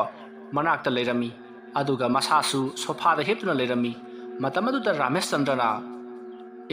"ꯅꯪ ꯋꯥꯈꯜ ꯂꯥꯛꯂꯕ꯭ꯔꯣ? ꯍꯥ, ꯁꯦ ꯀꯩꯗꯧꯔꯛꯏꯅꯣꯕ ꯅꯉꯣꯟꯗ?" ꯑꯁꯨꯝꯅ ꯍꯥꯏꯔꯛꯄꯗ ꯔꯦꯕꯤꯀꯥ ꯀꯞꯅ ꯃꯥꯅ ꯎꯈꯤꯕꯁꯤꯡ ꯑꯗꯨ ꯄꯥꯎ ꯇꯝꯃꯤ꯫ ꯃꯇꯝ ꯑꯗꯨꯗ ꯔꯥꯃꯦꯁꯆꯟꯗ꯭ꯔꯅ "ꯑꯣ, ꯐꯣꯇꯣ ꯀꯥꯞꯄꯗꯤ ꯎꯏ ꯍꯥꯏꯕ? ꯑꯩ ꯀꯥꯞꯀꯦ." ꯑꯁꯨꯝꯅ ꯍꯥꯏꯔꯒ ꯔꯥꯃꯦꯁꯆꯟꯗ꯭ꯔꯅ ꯃꯍꯥꯛꯀꯤ ꯃꯣꯕꯥꯏꯜ ꯑꯗꯨ ꯂꯧꯊꯣꯛꯇꯨꯅ ꯐꯣꯇꯣ ꯑꯃ ꯀꯥꯞꯄꯤ꯫ ꯑꯗꯨꯕꯨ ꯀꯔꯤꯃꯠꯇꯗꯤ ꯎꯗꯦ꯫ ꯃꯗꯨꯗ ꯔꯥꯃꯦꯁꯆꯟꯗ꯭ꯔꯅ "ꯍꯩ, ꯑꯩꯅ ꯀꯥꯞꯄꯗꯗꯤ ꯀꯔꯤꯃꯠꯇ ꯎꯗꯦꯅꯦ, ꯇꯨ ꯌꯦꯡꯉꯨꯅꯦꯁꯦ." ꯑꯁꯨꯝꯅ ꯍꯥꯏꯔꯛꯄꯗ ꯔꯦꯕꯤꯀꯥ ꯌꯥꯝꯅ ꯀꯤꯅ ꯐꯣꯇꯣ ꯑꯗꯨꯗ ꯌꯦꯡꯉꯤ꯫ ꯑꯗꯨꯕꯨ ꯐꯣꯇꯣ ꯑꯗꯨꯗꯗꯤ ꯀꯔꯤꯁꯨ ꯎꯗꯦ꯫ ꯃꯁꯤꯗꯒꯤ ꯔꯦꯕꯤꯀꯥꯅ ꯒꯝꯂꯥ ꯑꯗꯨꯗ ꯀꯥꯞꯄꯨ ꯍꯥꯏꯗꯨꯅ ꯒꯝꯂꯥ ꯑꯗꯨꯗ ꯑꯃꯨꯛꯁꯨ ꯀꯥꯞꯄꯤ꯫ ꯑꯗꯨꯕꯨ ꯀꯔꯤꯃꯠꯇ ꯎꯗꯦ꯫ ꯃꯁꯤꯗꯒꯤ ꯔꯦꯕꯤꯀꯥꯅ ꯃꯍꯥꯛꯅ ꯐꯣꯇꯣ ꯀꯥꯞꯈꯤꯕ ꯃꯍꯥꯛꯅ ꯎꯈꯤꯕꯁꯤꯡ ꯑꯗꯣ ꯒꯦꯂꯔꯤꯗꯒꯤ ꯄꯨꯊꯣꯛꯇꯨꯅ ꯌꯦꯡꯍꯟꯅꯕ ꯍꯣꯠꯅꯩ꯫ ꯑꯗꯨꯕꯨ ꯒꯦꯂꯔꯤ ꯑꯗꯨꯗ ꯀꯥꯞꯂꯤꯕ ꯐꯣꯇꯣꯁꯤꯡ ꯑꯗꯨꯗꯗꯤ sumna khaki gamla amadi una chingba khatamak lei aduga mahana ngasai ukiba hanupi amagi saktam moiraba amuba phijon setpa nupi adudi su ukidi matam aduda rebikana aina ngasai photo kapadadi sigi marum sing asida mayam lekhibani hadu tamta leiramjai adum na hairak paduda Ramesh Chandrana hai nasado kiman kibanane karino pangudu uramale kaim sukhalu nuko se potharo se asom na hairak paduda rebika mabukningda iya yaningti adumna tawringai matam aduda Rebikana hipliba sofa aduki kokton lomda kanagumba ama leptuna leibagi sawum mahakna fangki murder Rebikana mukitamo aigi sada amuta photo kapiro kokton jaholo asom na hairak paduda Ramesh Chandra jingnaba amaga loina mahaksu photo adu kapi asom na photo adu kapa loraga mahana hoji kapliba photo adu de yingi asom na mahana yinglakpadadi mahak punga ngakri photo adu da munna duma gengdun leiri adumna yengdun leikhiba adu da Rebika kaidoraba chano haiduna mahaksu yamna pakhali masidagi Rebikana kaidorage ha kari urinoba asomna hairaka phondo tap lawduna yengi matamatudadi kari su leidamdi matadara Ramesh Chandra do nokthora e aduga hai kari su leitini nangbo nanna bakhanda khandan bani haidana tu yengur uraba sa kaisu leitisi masidi asomna hairaka Rebika do sor sang hondoklaga as aidi yamna pakhalure yarase pakhalurano nasado laiho hawudon hutawi potharo aine guli leirukige leiramuko asomna hairaka Rebikana chatkhanoba ayam hainadeba chatpa tarabasu ibani chatse Rebika kaisu taro haibani nangbo se thadose ai kuiro oiba phatla kese phone se tawro o aduga wari sena sanadana adum chatsi nang hakchang ngangdana leibado nungai taiba atom da hairaka Rebika su yaningda naw hoi haiduna Ramesh Chandra bu thadokri mabukningdadi kaya yaningdi masidagi Ramesh Chandra su kulai thuna mamang thonga do hangdura gari start tawduna pharmacy da chatkri matamadu Rebika do akoiba duta koyeng yengi asomna mahana koilei leiduna yenglani matamadu da sakumda lariba filter adudagi kanagumba amana glass puthokduna ising yabagi makhol tarai khonjal adu tabada Rebika masa ado swai lawi aduga mahak sakhum lomda yamna kina yenglai mahangna leiriba adudagi sakhumdi ubonati adubu sakhum chatkhiba lambi aduda mahak yengduna leiribani asomna mahana yengduna leiringai ising yabagi makhol taramba adusu ta khidrei Rebika kaidora kadoribano khanduna mahak tumina lei mahana pariba phone adudasu Ramesh Chandra da mahana hojik tariba khonjal ado paw tamduna khangali tabro okhida ising yabagi makhol tai hai ai laktore adum payuko asomna hairaka Ramesh Chandra su pharmacy dagi halaknaba tawri somda Rebika kibana masa ado loiri asomna mahakna kiduna leiringai kanagumba ama sakhumdagi lakpagi mami ama tarai adumna mami ama tarakpadu da Rebika kibana loiri masidagi Ramesh Chandra da yamathuna lakna ba haiki aduga mahakna uriba mami adusu Ramesh Chandra da pautamki Ramesh Chandra kulai thuna gari ado yangna tharokli aduga Rebikana uriba mami ado sakhum lomdagi asum laklaga mahana leiriba ka adu yoromdaida sab lepkhri maduda Rebika kaidora kadoribano haiduna mamaya do sofa da luptharaga yamna kina yingduna leiri asumna leiringai mahana leiriba ka adomdagi sakhum chatkhiba lambi aduda leiriba lambi adugi phaglang marumdagi tuminna kanano ama cheptharaga yinglai adumna yinglakpa aduda Rebika khangprek khangduna laukhatli yinglakliba do ngarang makhoina puduna lakhiba hanuba adugi saktamni adubu saktam aduti yengbada suki mati kiningai wari mamai mamito isup supi aduga mamit palibra pandabra gyan tadi adumna masam ifa fana yenglakpa aduda Rebika khangduna laukhatli adumna mahakna kanna laurokpa aduda somda phone pairiba Ramesh Chandra gari ado thokpham khangdri yangna tharoktuna mahak magi mayumda thokjillai gari ado mafam chaba chadaba khamlamlaga mahak imumlomda parap chensalai matam aduda Rebika mamit kanna oisinduna mahak kaptuna leiramlei maduda Ramesh Chandra kaidore ha kaidorage ba ai laise kaidorage ba nangbo adumna hairakpa aduda Rebika na khudombi thinduna mahana hujik ukhiba phaglang marum aduda lesin khiba do mahana hairi matam du Ramesh Chandra ha kari su leitina sidadi ai khoi ai chalke ko asomna hairaga mahana phalang kachil adomda mahak parprap chatki aduga kana lege haiduna chakching aduda matomta koilau lawi asumna mahana koilau laurakpa aduda Rebecca su kiba khara pharaduna Ramesh Chandra yengi mahana asumna yenglakpadadi mangarang makhoina purakhiba ahal loirapa hanuba ado mamit mana irau lauthoktuna mamai ikhui khuiba makhai masamdo ifa phana yamna kiba saktam amada leptuna leirami madu ubada Rebecca kanna lauramlaga aduma gyan ta khidrei madudra Ramesh Chandra siansil laktuna Rebecca bu ising thaduna gyan lagna pa honari adubu aduma gyan la khidrei masidiki Ramesh Chandra pakhatladuna mahak Rebecca bu thangduna gari tamna porakli aduga gari aduda yamna wana Rebecca bu hapsalli madugi matung mahak Rebecca bu hospital da purakhi madugi matung hospital zawrabada Ramesh Chandra na Rebecca da thokiba thodok singa to doctor aduda loina ma pau tamli asomna doctor aduna first aid pirba matung mahaku ningthina patha hanana ba hairamlaga doctor ado chatkhri horen ana baduna wakhal laglabadi engonda pau pir u su hairamli matamatu da Ramesh Chandra na karino ekhoi de tholiba sibo ngarangi ahal adubu ekhoi de karinungi thaujal utlubano haibado hek jobida asomna khanduna mahak matomta leiri asomna leiringi Rebecca do wakhal lagli matamatu da Ramesh Chandra na hai nang wakhal laglabra ha nang akan nataba na khanjil malase asomna hairak badu da Rebecca na kadai deno enel leiri sibo Rebecca akhuna leiri si hospital dani nei nangna gyan mangki badu da iju pakhatana hospital dum purak laba kaino haisibo layo naraga doctor yenga phagadro aina mai bamda poro haibidati yabi da banatro hai ishau khinu ni nangbo aine imanaba amada haikrabani mahangane amai bado sodana purak lagani se akta pothause asomna Ramesh Chandra na hairak padagi Rebecca su ninthina pothakhri adamna tawduna matamato haukhri hojikti Rebecca su wakhal laklabarina karju thudokpa tawjre haiduna doctor na mahaku discharge tawrakli masidagi Rebecca mayumda amu halakli mahana mayum hek jawpuga Ramesh Chandra da amaiba do kedongwai lakadabano haiduna hangli maduda Ramesh Chandra na tasingwagi di mahana amaiba amata kaukiba leiti adubu Rebecca na kiribado khara phanana ba haiduna amaiba ama kaukhre haiduna haijilibini adubu Rebecca na hanjan hanglakpa adudadi Ramesh Chandra khumam khangraduna imanaba amadadi haikibani na ina sese ai amuka tawgise asomna hairaka phone do amanaba amada tawi aduga hello kanone aina ngasai haikiba amaibadubu karam kanda lakane haige nangna haikhrabro adomna hairakpadu da mamanaba ado pungau ngauri aduga karino kaidore haibano ai ma gyan tadi na ngangi do kraida maibano aibu amaibagi supply tawba mi dongna adomna hairakpadu da Ramesh Chandra na o nda waram lakane ba fare dudi soda lakpiro ko hoi thame adomna hairaka pulado thamki maduda mamanaba aduna karino ne ngasiki Ramesh Chandra gi mawung sibo kari amaiba ama ndang waram lakane heba aibu amaiba ama kawraga moide chatsirane hais ai chik mawung ni se ai moida haipeta chatludaba yadre adum hairaga mamanaba adusu Ramesh Chandra hoida lakli somda Rebecca na kari hairino amaiba do laro haibro hey ndang waram lakane haine lakane se ngahakta ingna chingna pothau nasado kimankhre kaino haisibo hojin numit tarak fawba lakribasibu karama numidang waidamno hai laani haidna lambida leirabani moi masidi che pothauche aine salo lake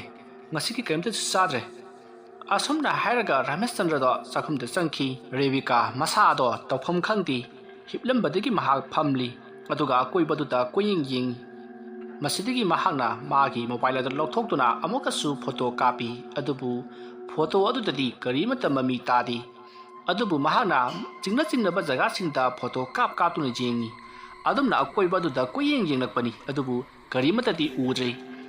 adumna mahana karimata udabadu da mahana khanjai chati chakramare madugi thawaido asomda mathomangam sudana pangthuklam lagani adumna khandran leiringai mahaki kokthaklomda karigumba sahumba ma phangli maduda Rebecca na khalli hais aina ngasai dagi photo kaplibadu leimai chikatani mathakti kapti mathak sham tang kapagi yengi asomna khallaga mahana siling fan leiriba adugi mathaklomda mahakna photo ama kapi aduga mahakna yamna kina yengi adumna mahakna yenglakpadadi uri siling fan aduda kanagumba ama matum tasanduna phamduna leiribado uri phamlibadu musin mui mamit ado ngorok auna ilang langi madu ubada Rebecca yamna kanna lauri mahakna asumna yamna kanna laurokpaduda Ramesh Chandra amakasu sakhum lomdagi senthorei aduga kaidoraki haiduna yengi madunda Rebecca na fan mathakta kudombi thilli madunda Ramesh Chandra na fan aduda khangyeng yengkhali adubu kanamatadi leiti matam aduda Ramesh Chandra na hai karibta leitine nati nangna sumana hek tawribasibu karigino che yarase potharose asomna Ramesh Chandra na hairakpa aduda Rebecca na nangna aina haibase thajatibase karigino haiduna kapi tanja aduda fan ado haibagi makhol tarai matamatu Ramesh Chandra na mathaklomda yengkhalai adubu fan aduda karimatadi leiti adubu fan adudi masa matomta hairi yamna kannadi haibanati nomho hairi madu ubada Ramesh Chandra na ai fan asibu hai he kano jwarga habajala asomna hairakpaduda Rebecca na haujipu karadagi jwar habano yengo leiriba ising maising amadi glassing leiriba blab khudima amata haidi aduga karamna fan je matamda haigadoribano se phare se imana bado amaiba puraga sodan laklagani adugane karino haibado yenghalasi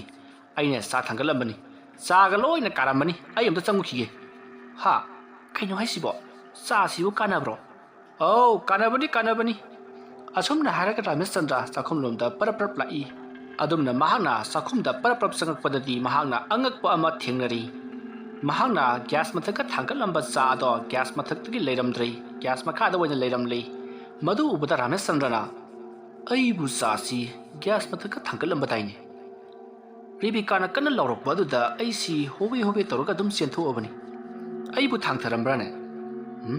thangtharamdeda asumna mahakna wakhal khanduna asum sangsalakli aduga mahakna sa ado kapta haige haiduna kap aduda mathang haibe hori adumna mahakna sa ado kap aduda hairakpa matamdadi ngchang ngangi I machudona tawri madu ubada Ramesh Chandra khangprek khangduna kap amati sa ado thadaki asumna mahakna thadabada leimaida loina haidokli adubu sagi patra adudagi haidorokli ba sa sing adudi ngchang ngangli I ngaktani aduga I sing ado manin su phong kari madu ubada Ramesh Chandra pakhat khibana mahaksu Rebecca leiba adomda senthorakli matam aduda Rebecca di ka aduda leiramdri madu Ramesh Chandra la hai karino ne Rebecca dubu sigi kada lehubudani asumna khallaga mahakna Rebecca bu kanna kaubi matam aduda Rebecca sukum kumlakhidi masidagi Ramesh Chandra da pakhatladuna ka adugi akoibada koyeng yenglambadagi mahakna atupa ka singda chatuna yengi aduga mahakna Rebecca bu kaubudi lepti adumna Rebecca bu hanna korokpada Rebecca do yum madugi maninglomdagi khumlai maduda Ramesh Chandra na maninglomda paraprap chenthorei matamaduda Rebecca do leimaida upsinduna karino ma tawduna leirami maduda Ramesh Chandra na Rebecca nati kaidorino nangidubo se kadino ba asomna haraga mahakna pakthaduna tawriba do tawduna ba haiduna sayeng pajuna singkhatluri adumna singkhatlubadadi Rebecca do onthoko phibam mamada leirammi machimbal aduda I ngakta taiduna leirami kari sarubagino haibadudi khangtri maduda Ramesh Chandra na mahakna pakthaduna tawramlibado karino haduna leimaida yengtharai adubu karigomba pot ama mahakna segaiduna sabaki saiduna leirami madu ubada Ramesh Chandra na Rebecca sikaino ha nangna sari basi karino asomna hairakpada Rebecca do hauna nodai aduga imungromda amuk chenchhankri asomna mahakna tawrokpaduda Ramesh Chandra kari tawgadabuno haiba mahak gyan tadri masidigi mahakna mamanapa aduda amukasu phol tawi ngasai mahakna phone tawkhiba mamanapa aduna amuksu pairakle aduga kaidorabagi taw ha nang kaidorabagi asomna hairakpaduda Ramesh Chandra na thuliba thawdok punamak mahakna paw tamli aduga yamna thuna ahaiba amaiba ama poraktuna aikhoigi mating pangbiyu hairakli pawadu tabada Ramesh Chandra gi mamanaba aduna itaw aisu khalamlibani nang se ngangai ka marathi haidana phare aine amaibadu puraga haujamak laklage ichan Rebecca do chekna sinaramu asomna hairakpa adu da Ramesh Chandra na hoi haiduna makhoisu phone thamdari madugi matung Ramesh Chandra Rebecca na chensan khiba yum adu da mahaksu chensan lakli matam adu da Rebecca sofa adu da karisu tawdaba amagum hiptuna leirami maduda Ramesh Chandra na ai Rebecca nati nang na man ga tawri dubu karino asom na harak bada Rebecca tap na hawgal I aduga ha ai bu kidorage ai bu kari tawkrage adon harak badu da Ramesh Chandra kainu ne nang bu hojikta yum ki maning da karino ma sahau dai ne adai ai na ngang badagi imung ga jingthing ki bani maiko nachimba da tai khebe I sing du su amata tairam je kai da samgai nang bo adom na harak badu Rebecca ki bani lori aduga karino hari badu bo ai amata bhab ta je haiduna Ramesh Chandra da hari matamatu da Ramesh Chandra na khalli karino ne ai ne hoju uki badu bu ma na chaga jalane asam na haraga mahaki phola da lokthokna Rebecca da photo copy matamatu da Rebecca do photo adu da di Rebecca wen udri akiba saktam amma wen uri masimana do punga ngangi mamit adu su ngorok ngona ilang langi masam ipa phaba nupi ama wen uri madu ubada Ramesh Chandra phola do leimai da khakha thadai aduga asomna mahang Rebecca da jengnak badadi Rebecca do maya ihi hi gatuna Ramesh Chandra da jengla I aduga songsillatuna Ramesh Chandra gi makhori mel I maduda Ramesh Chandra na Rebecca kenong tawsibo ha thadokse asomna hadun makut ado kanthuk na bo honai matam adu da Rebecca do hauna nuklaga mahaki kada amung chensen khri adumna torokwa adu da Ramesh Chandra kari tawda bano haiba mahak khangdri makok paidona phamli adumna tawringai matam adu da mamanaba adu su nipa pa puraga lakli adumna lakpa adu da Ramesh Chandra na noi lak dabra changoi to nupa sina aina haikiba mai badura mani to oja mai ba changchen biro Rebecca do karino ma tawkhre hardagi yang henjale asom na hairak padu da amai badu na wa ngang badu lepu haduna makuna sign tor I aduga mahakna sor sangna singkatuna mamit wisilli aduga singsa do tapna hondora I madugi matung Ramesh Chandra da hai ibungo karisu toroida nahaki nupi karisu tawde ko nahana uriba sing adudi nahaki bapna sajanba wakhanni imung asida kanagumbagi thawayani leire aduna makhoi se aina ningthina hairaga adumak chikan khige karisu tawroi nakhoina section ludabadigi thabaka se thokribani chalu nahaki kadane Rebecca do ningthina tumduna leiribani chalu amukta hawdukso adum na hairak baduda Ramesh Chandra na mahaki kada parap lai aduga jingakpa matamdadi Rebecca do ningai da na tumduna leiramli masilegi Ramesh Chandra na parap changchenduna Rebecca bu nomduna hawdu I matamdu Rebecca do mikap tholakli aduga kaidurabage ba amai balak labro adum na halak baduda Ramesh Chandra hawjikti khangli Rebecca se hawjikti thawaya do sangdre haiba masilegi Ramesh Chandra na lai amai bana nangse thulo hai lo suslo asum na haduna Rebecca bu samduna puthorakli madugi matung amai ba aduna haibagi matungi na makhoi sofa da famali madugi matung Rebecca gi makhut paiduna amai ba aduna yengla I matamadu ta amai ba aduna hairi hojiksi layama khoyam da bu yararoi yum masida leiriba thawayani si matau karamna lakhibano haibatu ai khangdre ai na haiphet jengbada thawayani asidi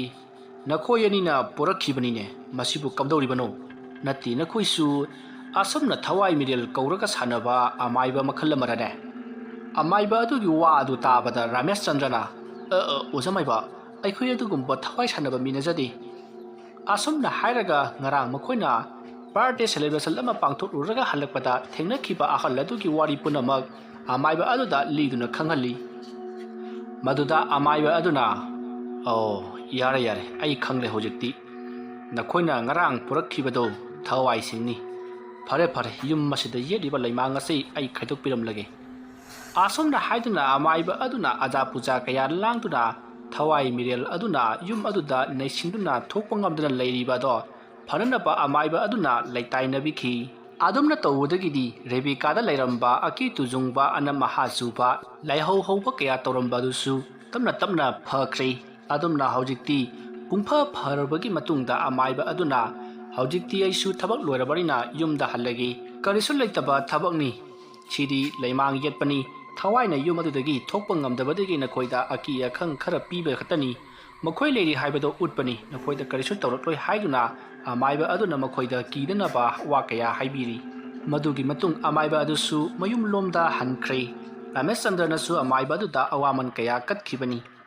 adumna tawduna hojikti numit pungta tari Rameshchandra ꯑꯃꯗꯤ ꯔꯦꯕꯤꯀꯥ ꯃꯈꯣꯏꯒꯤ ꯄꯨꯟꯁꯤꯗ ꯊꯣꯛꯈ꯭ꯔꯤꯕ ꯑꯉꯛꯄꯁꯤꯡ ꯑꯗꯣ ꯋꯥꯔꯤ ꯁꯥꯟꯅꯗꯨꯅ ꯃꯈꯣꯏ ꯑꯅꯤ TV ꯀꯥ ꯑꯗꯨꯗ ꯐꯝꯂꯤ꯫ ꯃꯗꯨꯒꯤ ꯃꯇꯨꯡ ꯔꯥꯃꯦꯁꯆꯟꯗ꯭ꯔꯅ ꯃꯍꯥꯛꯅ ꯎꯈꯤꯕꯁꯤꯡ ꯑꯗꯨꯁꯨ ꯔꯦꯕꯤꯀꯥꯗ ꯂꯤꯔꯤ꯫ ꯔꯦꯕꯤꯀꯥꯁꯨ ꯃꯍꯥꯛꯅ ꯎꯈꯤꯕꯁꯤꯡ ꯑꯗꯣ ꯔꯥꯃꯦꯁꯆꯟꯗ꯭ꯔꯗ ꯂꯤꯔꯤ꯫ ꯑꯁꯣꯝꯗ ꯃꯈꯣꯏ ꯑꯅꯤꯅ ꯋꯥꯔꯤ ꯁꯥꯟꯅꯔꯤꯉꯩ ꯔꯥꯃꯦꯁꯆꯟꯗ꯭ꯔꯅ ꯋꯥꯈꯜ ꯑꯃ ꯈꯪꯂꯥꯛꯂꯛꯏ꯫ ꯉꯥꯏꯈꯣ ꯔꯦꯕꯤꯀꯥ, ꯈꯨꯡꯒꯪ ꯑꯗꯨꯗ ꯂꯩꯔꯤꯕ ꯏꯅꯥꯛ ꯈꯨꯟꯕ ꯅꯨꯄꯥ ꯑꯗꯨ ꯃꯗꯨ ꯑꯥꯏꯟꯒꯤ ꯑꯣꯏꯕ ꯆꯩꯔꯥꯛ ꯈꯔ ꯄꯤꯍꯟꯁꯤ꯫ ꯑꯩ ꯍꯌꯦꯡꯃꯛ ꯄꯨꯂꯤꯁ ꯇꯥꯟꯅꯗꯨꯅ ꯅꯨꯄꯥ ꯑꯗꯨꯕꯨ ꯐꯥꯔꯅꯕ ꯑꯩ ꯄꯨꯂꯤꯁꯇ ꯍꯥꯏꯒꯦ, ꯑꯗꯨꯒ ꯃꯍꯥꯛꯅ ꯇꯧꯈ꯭ꯔꯤꯕ ꯐꯠꯇꯕꯁꯤꯡ ꯑꯗꯨꯒꯤ ꯆꯩꯔꯥꯛ ꯁꯣꯏꯗꯅ ꯄꯤꯍꯟꯒꯦ꯫ ꯑꯗꯨꯝꯅ ꯍꯥꯏꯔꯛꯄꯗ ꯔꯦꯕꯤꯀꯥꯅꯁꯨ ꯍꯣꯏ ꯑꯗꯨꯃ ꯇꯧꯕꯤꯒꯗꯕꯅꯤ꯫ ꯃꯍꯥꯛꯅ ꯃꯔꯝ ꯑꯣꯏꯔꯒ ꯈꯨꯡꯒꯪ ꯑꯗꯨꯒꯤ ꯃꯤꯁꯤꯡ ꯃꯈꯣꯡ ꯀꯛꯄ ꯃꯈꯨꯠ ꯀꯛꯄ ꯁꯣꯏꯅꯥꯏꯕ ꯀꯌా ꯑꯃ ꯑꯣꯏꯍꯜꯂꯦꯕꯅꯤ, ꯑꯗꯨꯒ ꯁꯣꯜꯂꯕ ꯑꯍꯜ ꯑꯅꯤꯁꯨ ꯃꯥꯡꯍꯟꯈ꯭ꯔꯤꯕꯅꯤ ꯃꯍꯥꯛꯅ, ꯑꯗꯨꯒ ꯀꯔꯤꯁꯨ ꯈꯪꯗ꯭ꯔꯕ ꯑꯩꯈꯣꯏꯕꯨꯁꯨ ꯑꯋꯥꯐꯝꯗ ꯇꯥꯍꯜꯂꯦꯗꯅꯁꯦ꯫ ꯑꯗꯨꯝꯅ ꯍꯥꯏꯔꯛꯄꯗꯨꯗ ꯔꯥꯃꯦꯁꯆꯟꯗ꯭ꯔꯅ ꯑꯆꯨꯝꯕꯅꯤ, ꯍꯌꯦꯡꯃꯛ ꯑꯩ ꯄꯨꯂꯤꯁ ꯊꯥꯗꯨꯅ ꯃꯍꯥꯛꯄꯨ ꯁꯣꯏꯗꯅ ꯐꯥꯍꯜꯂꯨꯔꯒꯦ꯫ ꯑꯁꯨꯝꯅ ꯃꯈꯣꯏ ꯋꯥꯔꯤ ꯁꯥꯟꯅꯗꯨꯅ ꯑꯍꯤꯡ ꯑꯗꯨꯃ ꯍꯧꯈ꯭ꯔꯦ꯫ ꯃꯊꯪꯒꯤ ꯅꯣꯡ ꯉꯥꯜꯂꯤ ꯔꯥꯃꯦꯁꯆꯟꯗ꯭ꯔ ꯄꯨꯂꯤꯁ ꯁ꯭ꯇꯦꯁꯟꯗ ꯂꯥꯛꯇꯨꯅ ꯃꯍꯥꯛꯅ ꯊꯣꯛꯈꯤꯕ ꯋꯥꯔꯤꯁꯤꯡ ꯑꯗꯣ ꯂꯣꯏꯅ ꯄꯥꯎ ꯇꯝꯂꯤ, ꯑꯗꯨꯒ ꯈꯨꯜ ꯑꯗꯨꯗ ꯂꯩꯔꯤꯕ ꯏꯅꯥꯛ ꯈꯨꯟꯕ ꯅꯨꯄꯥ ꯑꯗꯨꯁꯨ ꯐꯥꯕꯤꯌꯨ ꯍꯥꯏꯗꯨꯅ ꯄꯨꯂꯤꯁꯇ ꯍꯥꯏꯖꯔꯤ꯫ ꯃꯁꯤꯗꯒꯤ ꯄꯨꯂꯤꯁꯁꯤꯡ ꯑꯗꯨꯁꯨ ꯆꯠꯇꯨꯅ ꯏꯅꯥꯛ ꯈꯨꯟꯕ ꯅꯨꯄꯥ ꯑꯗꯨꯕꯨ ꯐꯥꯒꯠꯈꯤ, ꯑꯗꯨꯒ ꯏꯍꯪ ꯄꯥꯎꯍꯪ ꯀꯌꯥ ꯇꯧꯈꯤ꯫ ꯃꯗꯨꯒꯤ ꯃꯇꯨꯡ ꯈꯨꯟꯖꯥꯁꯤꯡ ꯑꯗꯨꯅꯁꯨ ꯃꯈꯣꯏꯗ ꯅꯨꯄꯥ ꯑꯗꯨꯅ ꯇꯧꯔꯝꯕ ꯐꯠꯇꯕꯁꯤꯡ ꯑꯗꯣ ꯈꯨꯟꯖꯥꯁꯤꯡ ꯑꯗꯨꯅꯁꯨ ꯄꯨꯂꯤꯁꯁꯤꯡꯗ ꯄꯥꯎꯗꯝꯈꯤ꯫ ꯑꯁꯨꯝꯅ ꯋꯥꯔꯤ ꯄꯨꯝꯅꯃꯛ ꯇꯥꯔꯕ ꯃꯇꯨꯡ ꯀꯣꯔꯠꯅ ꯅꯨꯄꯥ ꯑꯗꯨꯕꯨ ꯃꯤꯑꯣꯏ ꯀꯌꯥꯕꯨ ꯑꯋꯥꯐꯝꯗ ꯇꯥꯍꯟꯈꯤꯕ ꯑꯃꯗꯤ ꯃꯄꯨꯟꯁꯤ ꯂꯣꯝꯍꯟꯈꯤꯕꯒꯤꯗꯃꯛ ꯃꯍꯥꯛꯄꯨ ꯐꯥꯔꯁꯤ ꯇꯧꯕꯒꯤ ꯆꯩꯔꯥꯛ ꯄꯤꯈꯤ꯫ ꯑꯗꯨꯝꯅ ꯀꯣꯔꯠꯅ ꯅꯨꯄꯥ ꯑꯗꯨꯕꯨ ꯁꯤꯕꯒꯤ ꯆꯩꯔꯥꯛ ꯄꯤꯈꯤꯕꯗꯨꯗ ꯈꯨꯟꯖꯥ ꯃꯌꯥꯝꯗꯣ ꯍꯔꯥꯎꯅꯈꯤ, ꯑꯃꯗꯤ ꯔꯥꯃꯦꯁꯆꯟꯗ꯭ꯔ ꯑꯃꯗꯤ ꯔꯦꯕꯤꯀꯥꯁꯨ ꯃꯕꯨꯛꯅꯤꯡꯗ ꯍꯔꯥꯎꯖꯈꯤ꯫ ꯍꯅꯨꯕꯗꯨꯒꯤ ꯊꯋꯥꯏ ꯍꯥꯏꯔꯤꯕ ꯋꯥꯔꯤ ꯑꯁꯤ ꯃꯇꯥꯡ ꯑꯁꯤꯗ ꯂꯣꯏꯁꯤꯟꯖꯔꯤ꯫ ꯋꯥꯔꯤ ꯑꯁꯤ ꯄꯥꯊꯣꯛꯆꯕ ꯃꯇꯝꯗ ꯁꯣꯏꯈꯤ ꯂꯥꯟꯈꯤꯕ ꯑꯔꯥꯟ ꯑꯍꯣꯏ ꯌꯥꯎꯔꯕꯁꯨ ꯇꯥꯕꯤꯔꯤꯕꯁꯤꯡꯅ ꯄꯨꯛꯆꯦꯜ ꯆꯥꯎꯅ ꯉꯥꯛꯄꯤꯒꯅꯤ꯫ ꯃꯇꯨꯡ ꯇꯥꯔꯛꯄꯗ ꯅꯨꯡꯉꯥꯏꯕ ꯋꯥꯔꯤ ꯀꯌꯥ ꯑꯃꯨꯛ ꯃꯌꯥꯝꯒꯤ ꯃꯐꯝꯗ ꯄꯨꯗꯨꯅ ꯂꯥꯛꯆꯒꯦ꯫ ꯉꯁꯤꯒꯤꯗꯃꯛꯇꯗꯤ ꯃꯌꯥꯝꯕꯨ ꯑꯔꯣꯏꯕꯗ ꯑꯃꯨꯛꯀ ꯍꯟꯅ ꯈꯨꯔꯨꯝꯖꯔꯤ꯫